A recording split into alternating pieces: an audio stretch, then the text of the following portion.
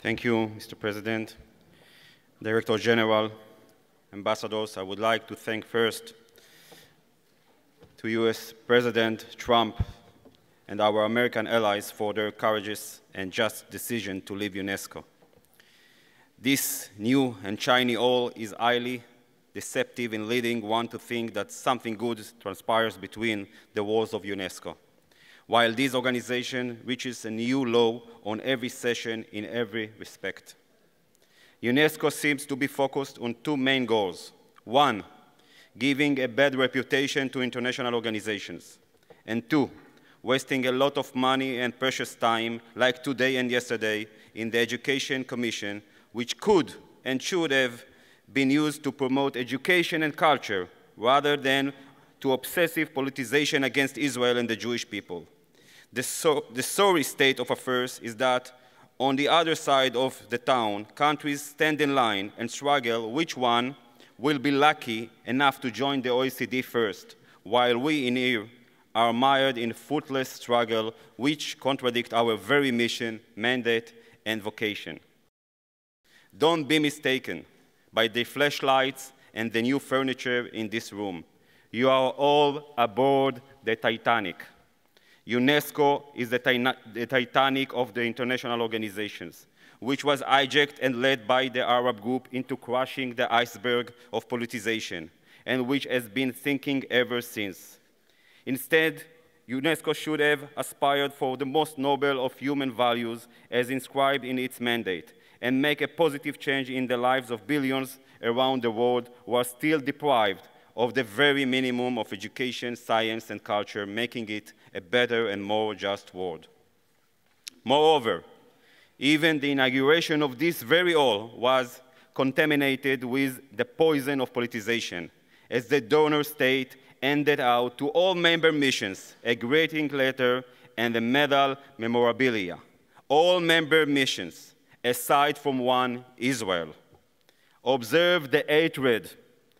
How petty, how primitive, how pathetic. It's made clear once more that petrodollar can buy much, but there is no price tag on wisdom, manners, and etiquette. Your wealth might be in money, but in dignity, you are poorer than poor. Last week, this same state hosted an international judo tournament and refused to allow the Israeli athletes to don the flag of Israel on their uniform, to wave or position it anywhere, nor even to play Israel's national anthem, Atikva, even as they were winning medals. As for the medal in question, more than a few missions have passed us their own, so as a protest. My initial instinct was to put it to good use as a doorstop. However, after giving it some more thought, I decided to donate them to the Syrian refugees who are wandering the cold streets of Paris. These refugees include infants and children who escaped the atrocities of the Syrian regime and the chemical attacks of that member of the Arab group against its own women, children, and innocent civilians. If you only invested in them 1% of the efforts you put in here against Israel, their lives would have been better. So the medals that we got from other missions will go for donation to these poor people.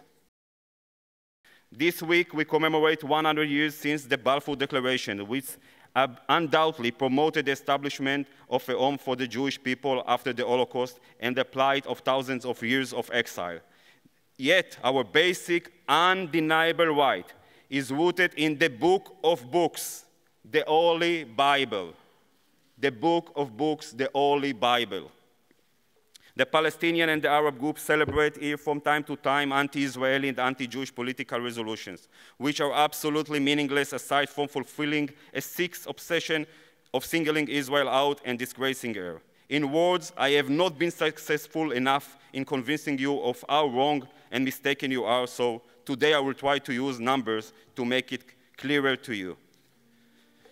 So to emphasize this special right and unique bond, I ask you now, Who knows how many times Jerusalem is mentioned in the Bible, or where it's mentioned more, in the Bible or in the Quran? Do you have any idea? So here it goes. Numbers which hold the truth. In the Bible, Jerusalem is mentioned 667 times. 667 times. In the Quran, Jerusalem is mentioned, are you ready? Not 600 times, not 300 times, or even 5 times, but 0 times.